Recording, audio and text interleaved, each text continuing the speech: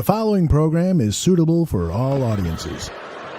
Stafford, quick pass. First down, Tate Moore. Tate, 10-5, touchdown. Well, they've got a lot of big play guys. I mean, Golden Tate's leading the league in yards after catch. He's, I think, in top 3 in third down receptions. He's up there in yards per catch. I mean, they've got weapons that are in the top 10 in the National Football League. In the game, and he'll turn and hand it to him, and he has a big run. Jordan Howard into Green Bay territory to the 49-yard line. These guys ran the ball on us a number of different ways, so we've been pretty good in that area. We got to get back to where we were before. So these are two really, really good backs that can flat get it, and a quarterback that can run it. And the quarterback is averaging like 7.5 a carry.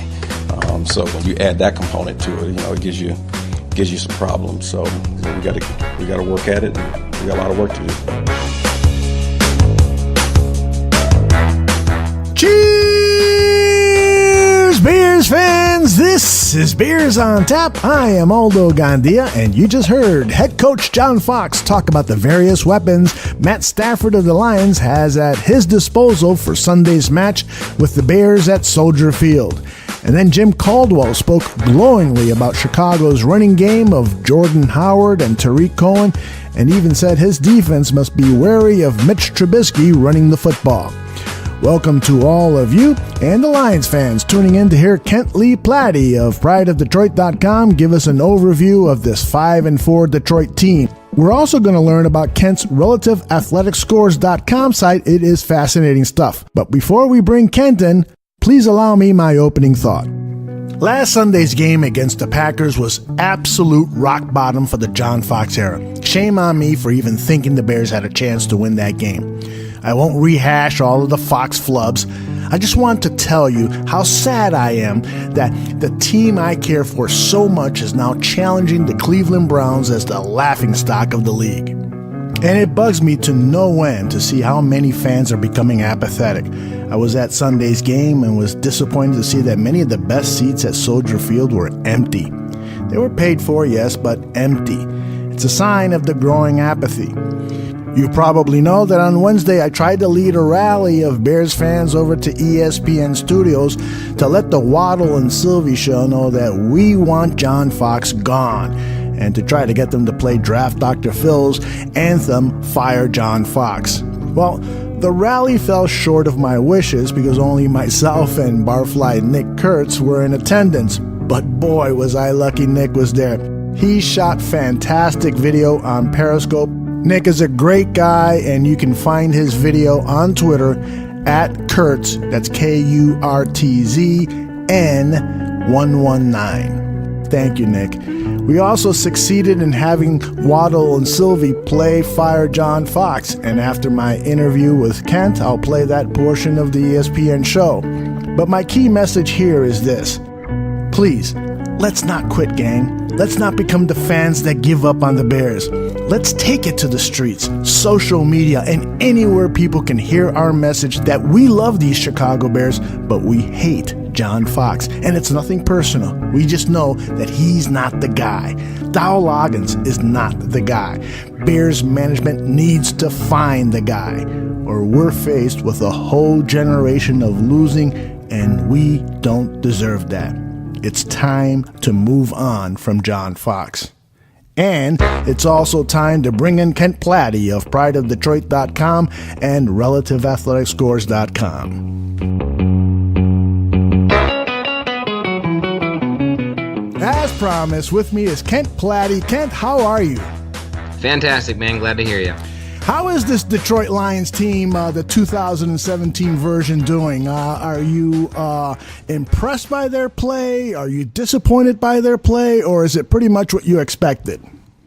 It's actually better than I expected, but I wouldn't exactly say I'm excited about their play lately. I mean, they lost 3 in a row before, coming in against the Browns. So it's been a frustrating team, not like last year where we were like dying in the fourth quarter and having heart attacks every time we get the ball in the final drive. But it's been an up and down team that we're hoping is going down the stretch. And that game against the Browns was a very close one, wasn't it? A lot closer than it should have been. And tell me why, what happened there. I mean, would the Browns have pulled off that game if it wasn't for Deshaun Kaiser's injury?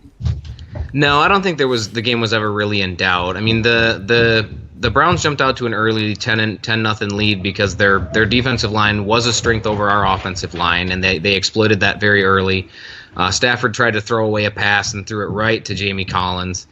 And they got 10 points off of that, and the Lions were able to claw their way back into it. But the game was never really in doubt. The Browns are a very talented team, but they're just not there yet. And they were going to either crap it away on their own, or the Lions were going to come up with one of their late game Matthew Stafford heroics. One of the interesting things about the Lions, when you look at the standings, is that they're 3-1 on the road and only 2-3 at home.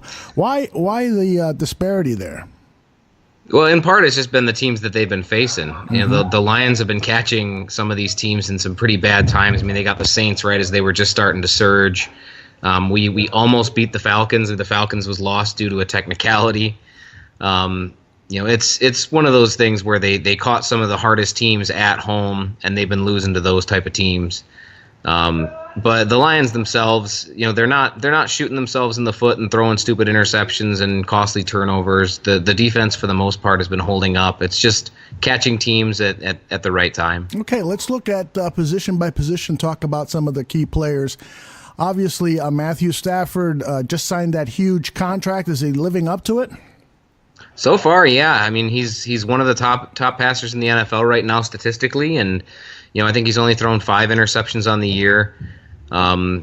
He's doing pretty well. He's doing all that despite never having a 100-yard rusher. I think they're up to 60 games now, 59 or 60 games without a 100-yard rusher. He's one of the most sacked quarterbacks in the NFL, and he's still putting up some pretty extreme passing numbers. Well, and let's go to the running game, because he's the only Stafford himself is the only rusher averaging over more than 4 yards per carry. In fact, as I'm looking at the stats here, Amir Abdullah is at 3.5, Theo Reddick at 3.4, and Stafford at 4.7. So he's averaging more than a yard more than his running backs. What's going on with this rush attack with the Lions? That's twofold. There are two main problems with the rushing game right now. The first one is the offensive line has been banged up. And that's significant anytime you have any good players go down. Taylor Decker was injured to start the year, and the Lions had something called a Greg Robinson, which I guess was supposed to be an offensive tackle. But it's just been it was really bad. Their left guard, Graham Glasgow, started off the season just like, I don't have enough expletives to explain how bad he was to start the season. It started to pick back up, though. Graham Glasgow started to play better. Taylor Decker's back this week. So the hopes are that the bad rushing due to blocking is all behind us. The second problem the Lions have with their rushing game is just scheme. Jim Caldwell has always been one of the worst rushing coaches in the NFL, and actually college. If you really want to go back that far, it was the same story there. Jim Bob Cooter's had a lot of the same problems. He likes to scheme these outside stretch and zone runs, and the Lions just don't really have the blockers to do the type of stuff he wants to do most of the time. Surprisingly, the best game they had rushing the ball was this past week against the Browns, who are one of the best rush defenses in the NFL. I'm not sure how that all worked out, but they started to put it together, and obviously, as a Lions fan, I'm hoping that they continue to. But with scheme and offensive line issues, you know, there's only so much you can hope for. Now, you write a great column for prideofdetroit.com every week. It's your stock up, stock down, it's your stock report column. And I'm looking at the players that you had stock up, and you had Taylor Decker. This was his first game back from injury, correct? It was, yes. And so tell us about this left tackle who those of us who work here at the Bears Bar Room were in love with when he was coming out of college. His first game back, you were clearly impressed with his performance, correct? Oh, yeah. It wasn't like, I mean, some people were talking it up a lot better than it was. You know how fans can be when they get their shiny new toys back. It was pretty good. It was a noticeable difference from Brian Mahalik, who was the left tackle who's been filling in since they've mercifully got rid of Greg Robinson. But the fact that it was such a noticeable difference from a player who's been playing pretty average the last couple of games is important, because you have a guy who hasn't played since last year, and in his first game back, there's a huge difference between the guy that's been filling in and him. That means there's an improvement. So there's a lot of optimism there. But his first game back was up and down, better, more good than it was bad. And so you clearly would say that he's the best player on that offensive line, correct? I wouldn't really, and I really Okay. like Taylor Decker. As far as the best player on the offensive line, it's still TJ Lang right now. When he plays, he didn't play this past week. He had a concussion and was out. Injuries, of course, have always been an issue with TJ Lang. Right. As far as being a blocker, TJ Lang is the best player on that line. Now, over the last 4 weeks, it's been Graham Glasgow, who I mentioned was just awful to start the season. Mm-hmm. But he's been pretty much the best offensive lineman they've had for the past 3 or 4 weeks, and that's huge when you have two interior offensive linemen who are playing really well. And then getting a player like Taylor Decker back, who was already really good and was our best lineman last year. Mm-hmm. That's pretty good. That's good stuff. Now, where are the weaknesses on this line? The weakness has actually been center pretty badly. The Travis Swanson had a great year in 2016 until he got injured late, and he has not bounced back at all. And it's amazing to me to watch a player struggle that much when he has both players on each side of him that are playing well. Whenever you have a guy that has bad players on both sides of him, they tend to struggle a bit more. The Lions had that a few years ago with Rob Sims, where he had a bad tackle and a bad center, and he just stunk because of that. And when he finally got good talent, you could see how good that he was. We're somehow getting the opposite of that with Travis Swanson right now. He's not playing up to the level of talent that's around him. Rick Wagner on the right side has been decent. He hasn't been as good as we had hoped that he was, but he's probably the second weak link on the line now that we actually have a healthy whole. Has Jim Bob Cooter been helping Matthew Stafford and that offensive line by changing the offense and having Stafford get rid of the ball very quickly? He did that when he first took over play calling responsibilities. Has he continued that this season? He has. It's been a bit longer than we had hoped for it to do. Jim Bob Cooter is very good at understanding what is going wrong with his offense and finding a way to fix it. And I say that with a caveat of it doesn't happen like over a quarter or a half or even a game. It's taken him a lot longer to figure things out than you really would have liked. He started out the season using Darren Fells, and surprisingly, Eric Ebron's actually been doing a really good job blocking. But he was using the tight ends a lot early in the season, and it really wasn't having that much of an effect the way that he wanted to. The past probably 5 or 6 games, he's been using the running backs a lot more, and it's been much better now that he's using the running backs more in the blocking and passing game than when he was just using the tight ends to do that. So he'll still have the tight ends chip on the edge when they need to or come across the formations, but he's used a lot of running backs and actually some receivers blocking in. We recently cut Jared Abbrederis, which was surprising, not because he's some great receiver, but because the Lions were using him as a blocker on a bunch of plays. They would have him come across the formation or move to inline right before the snap to help block. And he's developing some creative ways to use guys like that outside of their regular passing responsibilities. Now, at the Lions tight end position, Eric Ebron is always coming up, and for good reason. He was a high draft pick. And Jim Caldwell at this week's press conference took exception to a reporter questioning his output. It's not like Eric hadn't played well for us. I mean, the guy's literally doubled his output every single year that he's been here. That's not, we're looking at, I think, here, he had one bad game, then the last couple games he's been playing well. The object is to keep that going. But I don't know if that's the case, but I'm just saying that just take a look at his background, look at his history, look at what he's done up to this point in time, and I think you'll probably come to the same conclusion. Eric is on pace for his lowest production since his rookie season, so what do you attribute that to? The season's not over yet. Let's wait until we see when it's over with, and then let's add them up at that point in time. I have a real good answer for you at that point in time. This one I can't predict the future. Kent, what do you make of Eric Ebron? Eric Ebron has always been a head case. He's always been one of those guys where he gets into a good mindset and he's able to string together some really good games. But when he starts to struggle, it can really bring him down quickly. He started off really slow to the season and had a couple of really bad drops, and it just completely shattered his confidence. And they've struggled to try to get him back. He's actually been getting open more than any other player this year. I don't know if you've seen some of those advanced stats they've been showing about how the degree of separation and things like that. But he's actually been getting open more than any other Lions player in the passing game. He just hasn't been getting the targets. And I think part of that had to do with when he was getting targets early in the year, he wasn't making use of them.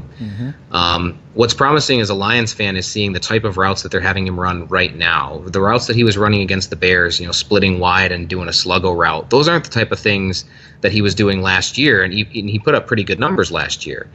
But that was mostly doing, short flat passes or running a quick curl or something like that, routes that anyone and their father could run.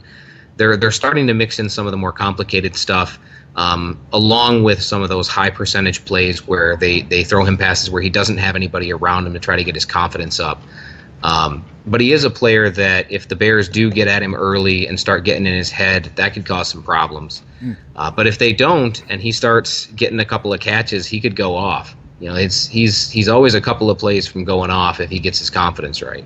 And who else is at the tight end position? They have Darren Fells and Michael Roberts. Darren Fells is mostly a blocking tight end. He caught a couple of catches touchdown catches against the Panthers. I think he has 3 on the year. He hasn't been doing much the last couple of weeks. He's mostly been staying in line and blocking. And Eric Ebron's been taking a lot of those passing responsibilities. Michael Roberts is pretty much the same guy as Darren Fells, only a rookie. So he's more an inline blocking type guy than a pass catcher. He's got gigantic hands, and the Lions have talked about trying to work him in more in the red zone, but they just really haven't done that yet. At the receiver position, Golden Tate and Marvin Jones Jr. are quite the formidable duo, although Jones didn't see very many targets this past week. Any clue as to why? Oh, yeah. Marvin Jones is a really good wide receiver. The problem with Marvin Jones is that he's only a good wide receiver when he's not playing an elite cornerback.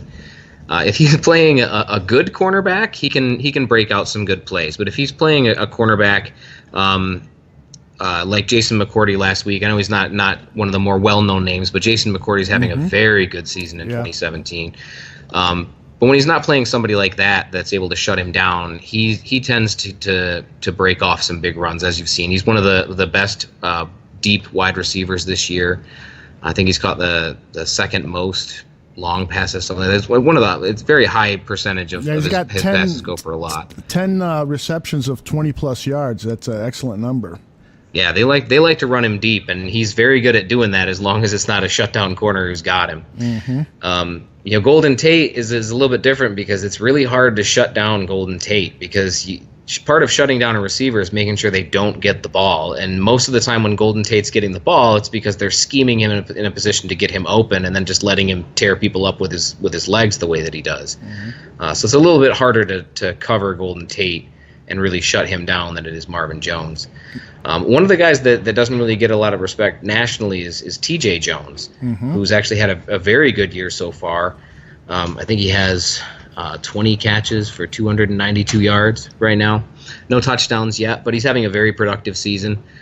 They just got Kenny Golladay back last week, and he got something like 64 yards on 2 catches, that one big long bomb. What's more important about that is he only had like 11 snaps, and he still produced almost 65 yards. Yeah, Kenny is very well known around the Chicago area. Played at NIU, and a lot of folks here really wanted the Bears to grab him in the mid-rounds, and the Detroit Lions, in my opinion, got one of the steals of the draft. This guy has quite a future ahead of him. Oh yeah, and I actually called his getting drafted by the Lions before the draft even started. The Lions, they showed a lot of interest in him early, and then they kind of trailed off a little bit. And then a couple of weeks before the draft, they had re-interviewed him, and they had shown a lot more interest than they had previously. I suspect that several other teams were starting to sniff around, and they got a little antsy about picking him up where they were, so they drafted him. A lot of people considered that a bit of a reach at the time in the 3rd round, but I think the Lions were just worried that somebody else was going to get him. Absolutely. Now, before we talk about the defense, I got a couple of more questions on the offensive side. You just finished writing a column for prideofdetroit.com, and the title of it is, Could Golden Tate Finish His Career as the Best Lions Receiver Ever? Now, and you properly mentioned in your column, you probably think I'm nuts for even bringing the topic up. But why don't you give us the quick synopsis of what you're trying to get at with your column? So the Lions have Calvin Johnson, of course, as the best Lions receiver ever, and I don't think anybody would dispute that at this point in time. Prior to Calvin Johnson, the Lions had Herman Moore, who's a Hall of Fame receiver and one of the most respected receivers during his time period. And they've had a couple other good guys, Johnny Morton, Brett Perriman, a couple other guys that have had some pretty good careers there. But Golden Tate actually tied Charlie Sanders' reception record in his game against the Browns. So one more catch, and he's moved up a little bit higher. He's on pace to catch more than 90 passes again this year, and if he does catch 90 passes, he'd be the first Lions receiver ever to catch 90 passes in a season 4 times. So we're already talking about somebody that's on a historic pace as a Lions receiver. What I was getting at with that article was talking about how statistically he's already pretty close to the top, and he's probably going to get much closer at the end of this season and next season. But he plays a very different game than guys like Herman Moore and Calvin Johnson did. He doesn't open himself up to really huge hits. He doesn't go up for those contested catches very often where he has to worry about guys hitting him and trying to pull down those passes while he's getting nailed by a safety in a corner. Golden Tate's game is entirely based on yards after the catch. So he's likely to put up another 90 catches this year, and he could very well do that again next year and possibly the year after if the Lions extend him. So that would put him much, much closer to being one of the most prolific receivers in Lions history. And I think Megatron is always going to have that special place in Lions fans' hearts, even if Golden Tate were to beat him in yardage and receptions. But he definitely deserves to be in the discussion for one of the best receivers in Lions history. Well, you make an interesting point, and in today's NFL, with the short passing game, I can definitely see him averaging 90-plus catches for 3-4 more seasons. And he works the middle of the field a lot, but he's never really been anyone that has suffered from concussions. Am I correct there? I'm not sure he's ever had a concussion. He did have a shoulder injury at one point and an ankle injury, but he doesn't miss a lot of time when he gets those kinds of injuries. He doesn't miss a whole lot of time in practice or in games. So even when he has gotten hurt, they haven't been of the serious variety. Okay, I wanted to talk about Jim Bob Cooter. You've already mentioned his name a couple of times, but I want to talk about the perspective of here in Chicago. His name has come up as a potential head coaching candidate. There's stories that he and Ryan Pace, the Bears general manager, are friendly with one another, and so Cooter's name has come up a number of times. What's your opinion about Jim Bob Cooter potentially being a head coach in the NFL? Jim Bob Cooter has a very love-hate relationship with the Lions fan base. The Lions have had Barry Sanders and Billy Sims in their history, so having a strong running game is something that Lions fans always hold near and dear to their heart. And it's just not something that's going to happen under Jim Bob Cooter. It's not the way that he runs his game. He runs a running back by committee system. He has different types of running backs he uses for different scenarios on the field. He is very creative in the passing game, and some of the passing plays that this guy is able to draw up, especially some of the ones that he did for Anquan Bolden last year, and some of the stuff he's been able to do with Marvin Jones this year, they're just marvels of play design. Some of the things this guy can put together, and as beautiful as some of those plays are, you've got quite a bit of ugly on the running side of the game. There's not a lot of variety to his run calls. They're almost all some variation of an inside zoner draw or a stretch outside run. And there's not a lot going on, so there's very little to like there from an actual scheme standpoint. Now, from a coaching standpoint, what makes him stand out as a head coaching candidate, outside from being very young, I think he's 33 right now. God, he's really young. Yeah. But outside of that, the youth factor, it's just the fact that he's shown a very sharp understanding of football as a whole and how the game works and how you're supposed to work with a young quarterback. And that's one of the big reasons that teams are looking at him right now as a head coaching candidate is the way that he stepped in with Matt Stafford, who, Matthew Stafford has had several coaches in his career, Scott Linehan, Todd Downing's now over in Oakland, but he's never really had anybody that's played specifically to his strengths as a play caller. They've always played to, okay, big armed guy, what can we do with him? Oh, he can throw from any platform. Well, let's see what we can do with that. What Jim Bob Cooter's been doing is a lot of the play designs are stepping up ways to get Matthew Stafford comfortable in his play calls and going in and knowing that he's got multiple audibles that he can go to and just letting him take control of the offense. And a lot of the stuff you saw last year with Matthew Stafford's late game heroics and coming in and winning those games late, A lot of that was just trust between an offensive coordinator and his quarterback, and the quarterback and his receivers.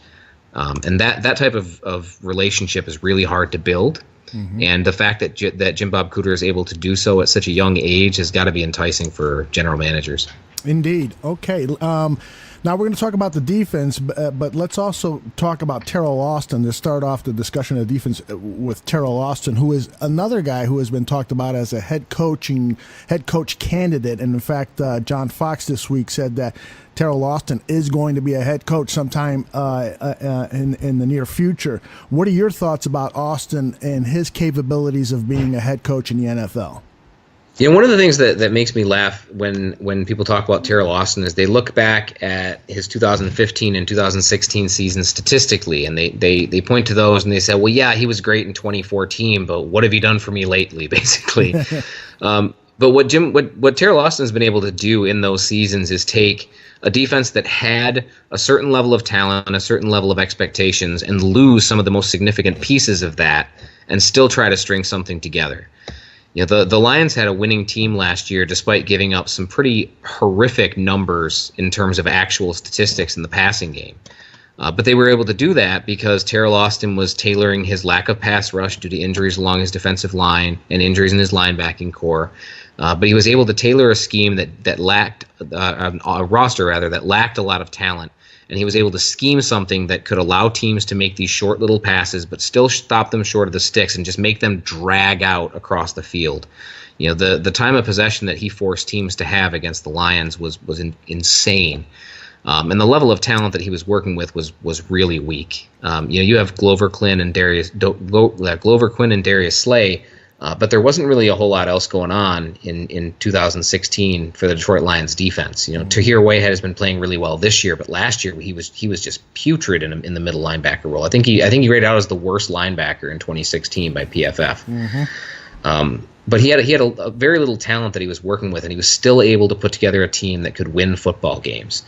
And that's the type of thing that GM's got to be looking at with Teryl Austin is they can look back on that 2014 season and see a guy that can put together an elite run-stopping defense that can still protect against the pass well, and then see in 2015 and 2016 what happens when he loses that talent, how he can adapt. I'm shocked that he's not already a head coach. I know that in 2015, one of the reasons he wasn't a coach then was because he was trying to use both first-time coordinators for his offensive and defensive coordinator, and that had turned some teams off. But I don't think that was the case in 2016, and I'm shocked that he's not a head coach already. All right, let's talk about the defensive line. You were talking about injuries, and you guys lost one of the key components for the Lions in terms of stopping the run, Haloti Ngata. How has this Detroit Lions defensive line been against the run, given that they're facing Jordan Howard this week, a pretty tough guy to bring down?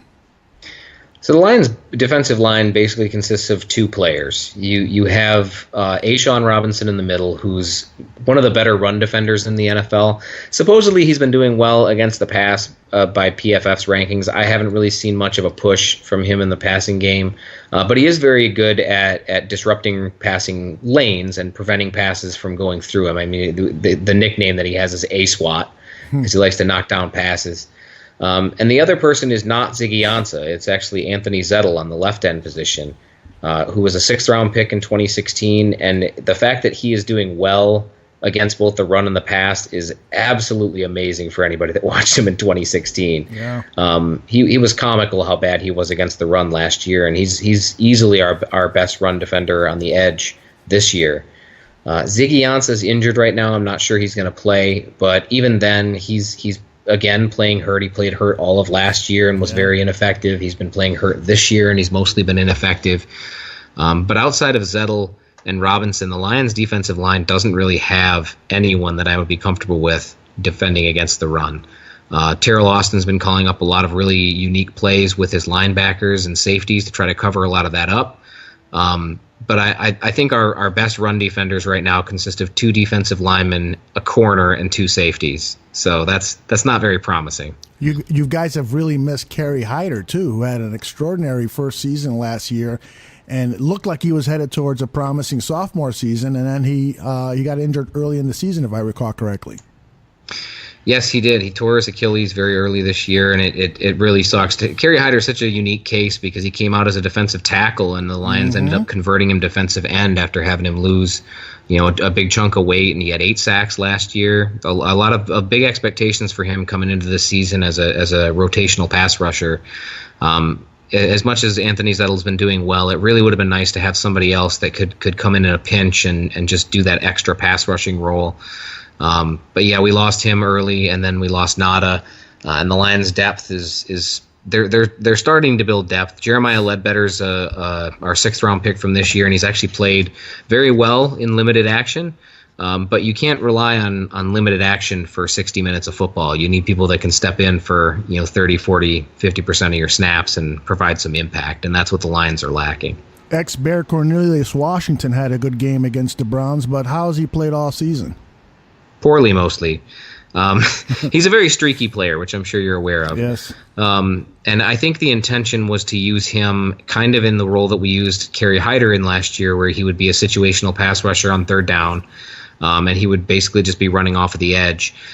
Due to the injury to Hyder, he's had a lot more thrown on his shoulders, and of course the injury to Ziggy Ansah has also put a lot more on him.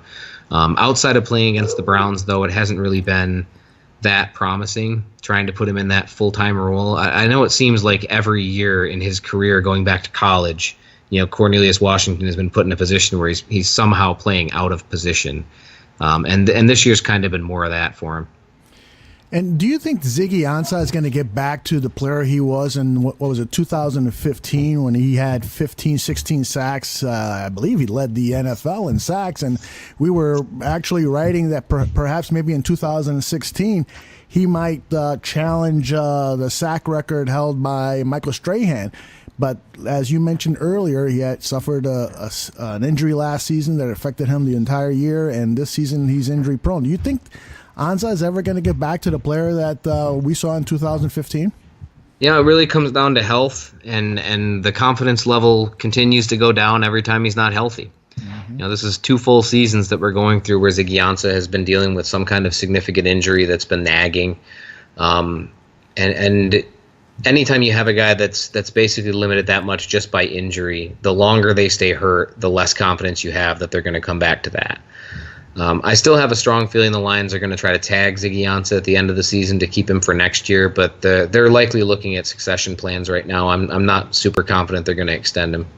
Okay. Now, you talked at the linebacker position, you talked about Whitehead having perhaps his best season as a pro. Is that correct?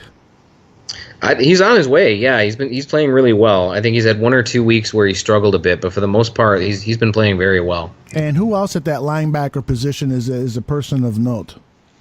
So, of course, Jared Davis is the Lions' 1st-round pick, so he's the one that's going to get pointed out to. He's actually had a pretty up-and-down season as an actual player, but he's calling out plays for the defense and doing really well in that, that general of the defense role. A player to really pay attention to from the Bears' standpoint, though, is going to be Jalen Reeves-Maybin, who should be coming back from injury. He's the Lions' 4th-round pick from this year. The Lions have used him as a blitzer a lot, and he is fantastic when he's blitzing. He's a decent linebacker, and he's still got a lot of room to grow in that position, especially his actual tackling ability. But when they use him as a blitzer, he's got a very keen understanding of where gaps are going to be and how to shoot through those gaps. So if he ends up playing, he's going to be one to keep an eye on.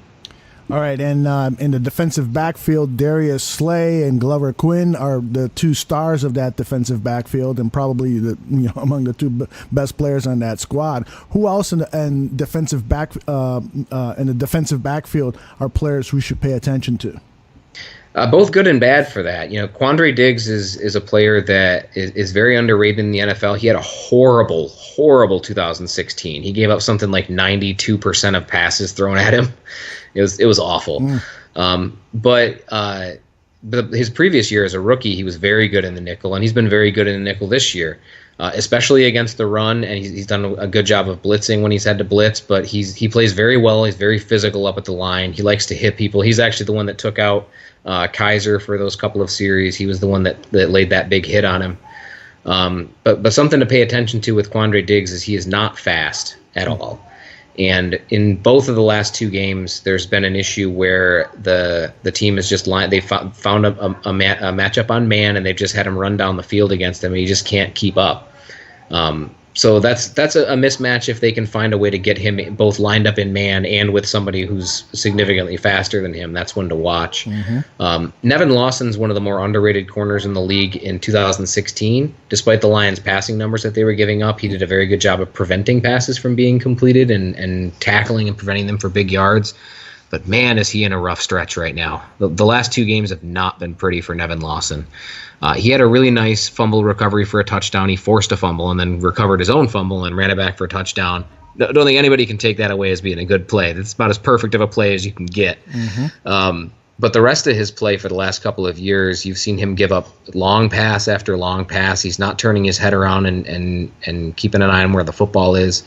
He's really struggled in coverage the last couple of weeks, so that's a matchup to watch, especially if who he's matched up against is bigger than he is, and he's not very big. Yeah, I was really impressed with him in 2016, and when I read your stock report at the Sideline Report, excuse me, what is that name of this website? Pride of Detroit. At prideofdetroit.com. We've known each other for a bit long. That's been a while. It has been a while. Prideofdetroit.com. I was surprised to hear that, he was going through this bad stretch. So it's certainly something the Bears offensive coordinator, Dow Loggins, might try to exploit to see if he continues to play poorly. Now, let's talk quickly about special teams. Any key players in special teams performing really well or not meeting expectations? Everybody in the special teams unit has been playing well. The Bears have had some pretty good special team units in the last few years. What was it? Dave Taub. Yeah, Dave Taub. So you remember the teams that he could put together. That guy had Robbie Gould and had a decent punter, great coverage units, and great kick returners. Joe Marciano was one of the worst special team coordinators in the NFL for years. And suddenly he gets to Detroit and some kind of light came on. And I don't know what it is or how it happened, but I don't care. Matt Prater is one of the better kickers in the league. He's already set a record for most 55-yard kicks completed in a season. He did that I think it was week 4 when he actually set that record, and that's for a whole season. He did it in week 4. So he's got one of the biggest legs in the NFL, and he's extremely accurate. Sam Martin just came back from injury a couple of weeks ago. He's one of the better punters in the league.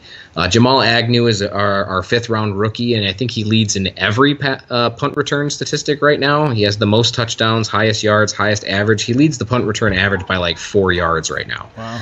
Wow. So their coverage units are doing really well. Their returners doing really well. There isn't really anything I can possibly complain about from a special team standpoint, except for penalties. And I got to go back to Nevin Lawson again, because he's had a couple of those this year where he's on special teams and he gives up penalties. But outside of that, the special teams unit has been a very, very big bright spot for this team. Kent, anything else about the Detroit Lions that Chicago Bears fans should know about this team before Sunday's matchup? Yeah, I think we've covered almost every position. I think actually every position. The one thing to really keep an eye out for is Darius Slay and Glover Quinn. As you mentioned, there's some of the better players at their position, both in our defense and in the NFL. Indeed. Darius Slay leads all cornerbacks with 4 interceptions right now. He's extremely sticky in coverage and very tough to complete passes against. He's a bit cocky and likes to do his Darius Slay finger wag every time he knocks a ball away. So I expect him to get in some people's faces and talk some trash. But with the quarterback that the Bears are starting, you have a guy like Glover Quinn who's just so adept at baiting people and trying to set things up for them so that they think there's going to be an open spot. The downside to that, of course, is that you have an opening. And if your offensive coordinator can put together something where he knows that he has these players who like to bait younger quarterbacks and tries to set up a situation to flip that on its head somehow, then that's both a possibility for a big play positively for the Bears and negatively. So I guess positively for me then in that situation. Hey, one other question. Last year, when the Lions came to Soldier Field, they lost a incredibly frustrating game for them, 17-14, and the score wasn't indicative as to how that game really went. The Bears really dominated for most of the game, but made some mistakes in the fourth quarter to allow the Lions a chance to win at the end. And it was a very frustrating game for Matthew Stafford. He had what appeared to be an on-field argument with Golden Tate, and Golden Tate didn't finish the game. He was on the bench. But then after that, if I remember correctly, the Lions went on a great winning streak, winning come-from-behind games. Was that a transformative game for the Lions last year? Can you recall that and share that with our audience? I don't know if I would say that it was as much of a transformative game as it was, a bit of a wake up call. Mm-hmm. The loss to Chicago Bears, that put us at 1-4. Right. And then coming into the Eagles game, the expectations were really low for the Lions, and they hadn't really turned anything on yet. And one of the big things that happened in that Eagles game wasn't even just Matthew Stafford turning things around, was the defense finding ways to turn things around. I think that was the one where Darius Slay sealed it with a pick late in the game, one of his better career picks. Mm-hmm. But that was when the team really started to turn things around and find a way to win. I don't want to say that it was a transformative game from the Bears one, but it was definitely something that really made them say, look, we need to start winning some damn football games, Well, and we really didn't touch on Jim Caldwell, who was not one of your favorite coaches the last time you and I talked. How is he on your likability meter nowadays? Everybody has an expectation of what they want to see out of their team, and I still don't get that from Jim Caldwell ever. But he's extremely well respected by his players and by the other coaches. He's very good at preventing the team from falling apart. And I've been a Lions fan for a very long time. I have seen teams fall apart. Jim Schwartz, that was something that he was notorious for, is when his team started to lose its head, it would spiral because he would get pissed himself. Mm-hmm. And that's not how you keep your team together, by getting angry at everyone. Right. Jim Caldwell is just, absolute stone face all the time. The guy doesn't have any emotion outside of, oh, well, that's okay. But the way that's benefited the team, though, is when things start to go bad, when there's a bad mistake, a drop or a pick or some kind of stupid play that they do, the team doesn't lose it. They keep things together. So I'm still not a huge fan of Jim Caldwell's playing style and the way that he calls plays and the fact that he has absolutely no idea how to run a run game. But the fact that he's holding the team together anytime anything goes wrong, as long as the team retains talent and continues to play with strong quarterback play and a good enough defense in line, all you need is a guy to hold things together. Yeah, and his contract was extended at the beginning of the season, correct? It was, and they withheld it from the media. That was hilarious. Oh, that is hilarious. And who leaked that out? What brilliant reporter got that? They didn't. No one leaked it. They announced it eventually, but they signed it before the season. Jim Caldwell and the Detroit media have a unique relationship. Yeah, I've listened to a few of the press conferences. It can be kind of icy at times. That's a good way to put it. Well, listen, you care to make a prediction for this Sunday's game? I'm expecting the Lions to pull out a victory. It's really tough anytime we play a divisional opponent, and the Bears' defense has played a lot better than I expected them to. But it really comes down to what the Lions' offense can do versus the Bears' offense, and right now the Lions' offense has been picking it up. So I think they continue to do that. I think they win by probably 2 scores. I think I don't want to put too much of a cap on it and say, we're going to win by 16 touchdowns. But I feel like the Lions comfortably win this one. It might come down to the fourth quarter heroics otherwise. Well, I don't know who's going to win the game, but I will tell you this for sure: the Lions will outcoach the Chicago Bears. You can bank on that one. Well, as long as Fox isn't throwing around any challenge flags, right? Yeah, exactly. We actually had one that we thought was going to be the worst one of the weekend. This against the Browns, there was a play where a guy was very clearly down, and Caldwell threw the challenge flag for no apparent reason and lost it. And we're like, oh god, that's got to be the worst call of the weekend. And then we saw the Bears game. We're like, oh, never mind. No one's touching that one. Yes, John Fox has a tendency of rising to the occasion. Hold my beer. Ken, tell our audience where they can follow you on Twitter, because you've always got great tweets. And I really should have you share with our audience about your RAS system, RAS. Quickly tell us what this metric that you've developed on analyzing players coming into the pro game. Absolutely, yeah. You can find me on Twitter at MathBomb, MathBomb. I am developed the relative athletic score system. It takes all player measurements from 1987 now all the way to 2017. It used to be 1999. We pushed it back to 1987 now. But it takes 10 combine measurements: height, weight, 40, 20, 10, vert, broad, bench, shuttle, and cone. And it puts all of those measurements on a 0 to 10 scale compared to their position group. It makes a composite score based on that, which is also a 0 to 10 scale based on their position group. And it tells you relatively how athletic a player is compared to their position group, going all the way back to 1987. That's phenomenal. The amount of work that you've put into that is relativeathleticscores.com now. Yeah, I'm sorry. Say that one more time. It's at relativeathleticscores.com now. Yeah, and the amount of work that you've put into that is just extraordinary. You must really love numbers. I do a lot. I spend most of my waking moments at work working on math and code, and then I come home and work on more math and code. I have a very odd set of hobbies, I think, by most people. Some people like to watch football and drink beer with their friends. I like to watch football and then crunch numbers. That's very cool, and which is why you're always an interesting interview, and I really appreciate you being on and telling us about the Detroit Lions. We'll be following you at MathBomb on Twitter, and I can't wait to talk to you again, probably around draft time. Anytime, Aldo. Anytime you need me. All right, brother. Thank you very, very much. And say hi to the family. Thank you, man. Have a good one. Okay, bye-bye.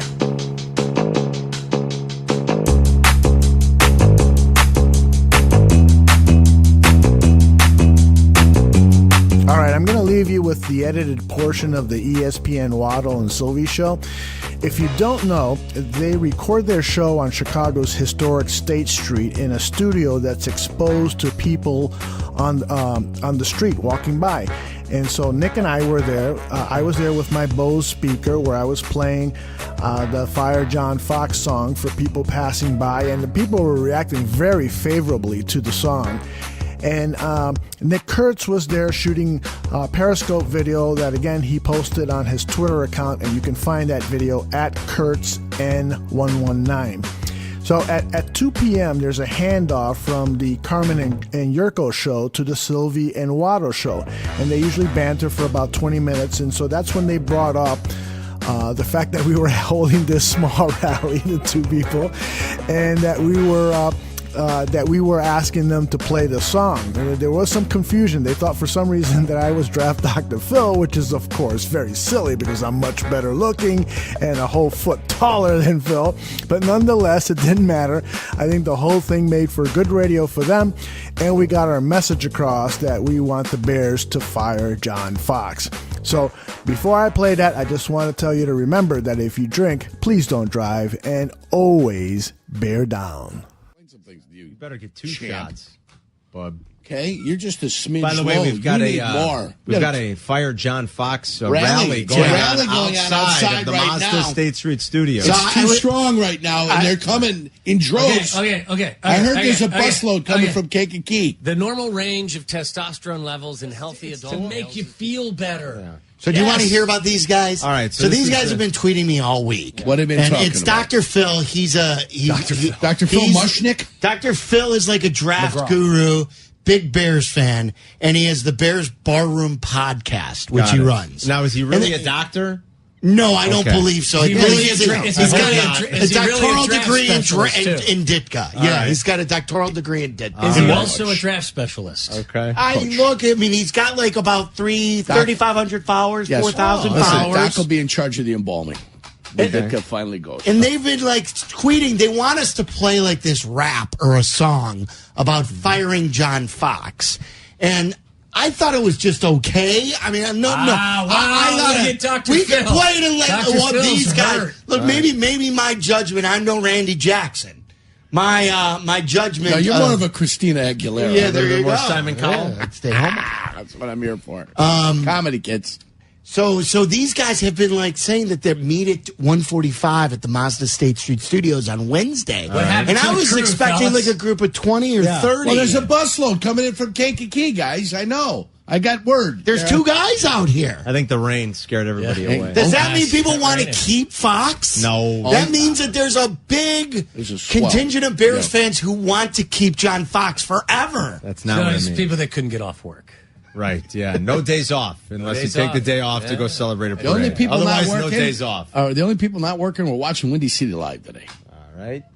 And then, do we want to play the song? Black, I don't even know if it's in the system. Black, do you want to Google it? I'm looking at what... Yeah, I'll look it up online because it's not in the system yet. It's like John Cusack. Dr. Phil's being John Cusack. He's out there holding some... What's with the Bose radio? What's the speaker? He's got us going out there because our speakers are busted. Oh, all right. The great investment has gone to the crap. Well, listen, if you want to come and support these guys, I feel bad. There's 2 of them. I mean, come on down to the Mazda State Street Studios. You shouldn't feel bad. They don't feel bad for you. Well, I can't help it. Hey, they just recruited a 3rd. I know. It was kind of like filling seats for Windy City Live, the way that had just happened. He wants to fire another shot across the bow to our teammates. No, I mean, really. I think they found another guy that wants to fire John Fox. All right, we got a groundswell of support. I hate it, Shefty. Adam Schefter. You hate Shefty? I hate it. I swear to God, to all of you guys. He's nervous with the John Fox rally outside our... That's why. Waddle's a little on edge. Foxy's going to catch wind. Did you guys want to hear this song? Yes. All right, so you be the judge. I'm not... Yeah, I mean, we'll let you guys listen. Dr. Phil, did you do this? Was this your creation? This is Dr. Phil's song. I think the funniest part of the song is the intro to the song, which is just John Fox. I mean,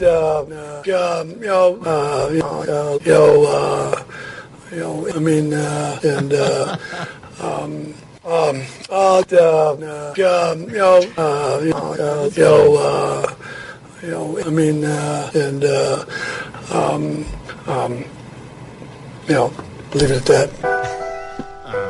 Hold on. I think that might be the best part. Play the song for them. Let them Okay, judge. here's the hook and some of the rap lyrics. Fire John Fox, not a plan but an anthem. Bears bar room sending a message to the fandom. Fire John Fox, not a plan but an anthem. Bears bar room sending a message to the fandom. Fire John Fox, not a plan but an anthem. Bears bar room sending a message to the fandom. Fire John Fox, not a plan but an anthem. Bears bar room sending a message. Catchy.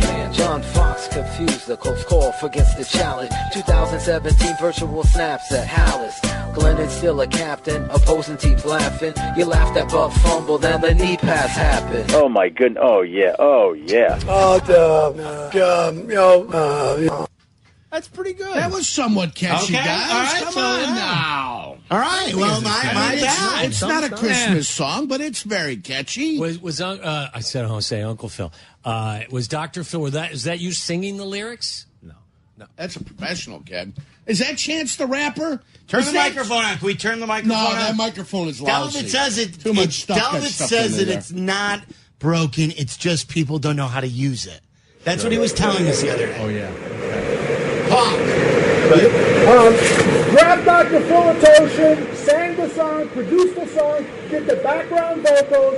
I'm just a producer. Yeah, that mic sucks. I'm sorry. I guess we don't know how to use it. Yeah, that's Kanye. Kanye produced that. That was Kanye West that was on that. Really? Is that what he said? That's Fire John Fox, not a plan but an anthem. Kanye and Chance the Rapper. Why do you not like it, Abdallah? Say that again. Fire John Fox, not a plan, an anthem. Yeah. Pretty good garage band beat there. Why do you not like it, Abdallah? These are bad. Why is it? But why? I mean, what makes he's it bad? a dollar. Yeah, I know. But my instinct wasn't to run to the radio to play it. It wasn't terrible. And I don't want to confuse people because we got a parody song contest going that has to be Christmas. Right. That should have been to a Christmas song. Yeah. Now, if you do something holiday themed, to a Christmas submit it, you can win. And then we'll play it all day. Play it forever. Make it good, Dr. Phil. Is there like a Christmas And bring more than 2 people next time to a rally. No, I like this rally, kid. This is how it all starts. Rallies start. You've heard of the Million Man March? Listen, well, this is a little different. It's when one person gets fed up. It's when one person gets fed up and decides they're not going to do what normally they do. and they're going to do something else, something maybe somebody told them not to do. That's how things start. That's how change happens, kid. Right now we've got 2. Next week it might be 12. The weekend after that might be 24, then 48, then 96, then what? Then 192. Yes. Caught yourself. You're there. good, Yeah. But he's a good mathematician. You're good with the math. He's good. MC Fulfill bringing it back for the Bears ballroom, and the bar flies. Fire John Fox, not a plan but an anthem. Bears ballroom sending a message to the fandom. Fire John Fox, not a plan but an anthem. Bears ballroom sending a message to the fandom. Mumbling, grumbling, stammering, fumbling, stumbling. Coach John Fox, another presser fan, humbling. Over and over and arrogant. Coach does it again. A typical line to cover a team with no plan. Hopes are dashed with another lost season. Was it Pace who hired Fox or was it ownership's reasons?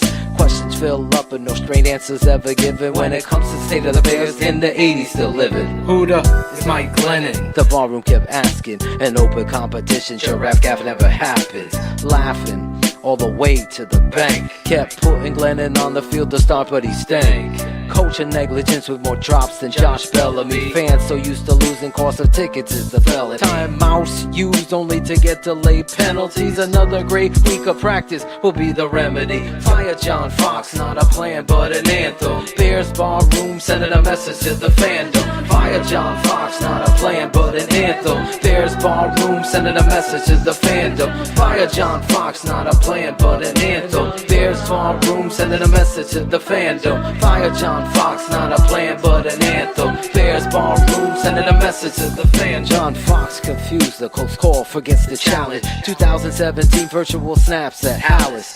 Glennon's still a captain, opposing teams laughing. You laughed at Buff fumble, now the knee pass happened. Conservative approach, finally playing the gunslinger. Keep him cuffed, young Buck, Fox stupidity lingers. First win on the road in over 2 seasons. Almost gave the game away if Howard doesn't truck Ravens. Day to day, of course, a frequent line he likes to throw. 10 minutes later, the players dump a Rappaport. Coach Fox, arrogant, he needs a passing lesson. This is the coach you hired. In 3 years, he's worse than Trestman. Testing, 1-2, a joke on Espin. Fire John Fox would beat the Bears' best win. Down the field turf, stop adding up slip counts. Get Fox to pick, slip to the curb, we kick out. Fire John Fox, not a plan but an anthem. Bears ballroom sending a message to the fandom. Fire John Fox, not a plan but an anthem. Bears ballroom sending a message to the fandom. Fire John Fox, not a plan but an anthem. Bears ballroom sending a message to the fandom. Fire John Fox, not a plan but an anthem. Bears ballroom sending a message to the fandom.